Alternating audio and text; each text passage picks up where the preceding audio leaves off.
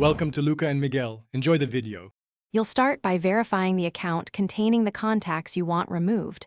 This avoids deleting the wrong set. Open the Contacts app now. That's where you can see which entries sync to Google. Once there, tap the account filter or menu to show only the Google contacts. This makes deletion precise. Make sure sync is active so the app lists the cloud entries. If sync was off, enable it briefly so you can remove the correct items cleanly and avoid orphaned local contacts. Now you'll choose the contacts to remove. Long press one contact to enter multi-select mode, then tap additional names or use select all when available. This saves time. Once selected, tap delete and confirm that the deletion target is your Google account. You want those entries removed from the cloud. If you have hundreds, sign into Contacts.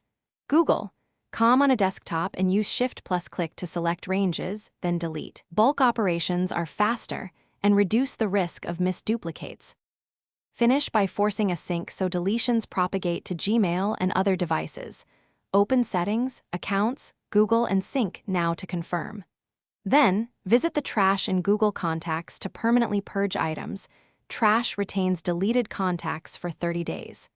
If contacts reappear, it usually means another device or service resynced them. Remove the Google account, then re-add it, or temporarily disable sync on suspected devices to identify the source. Thanks for watching and please subscribe. It's the best investment you'll ever make.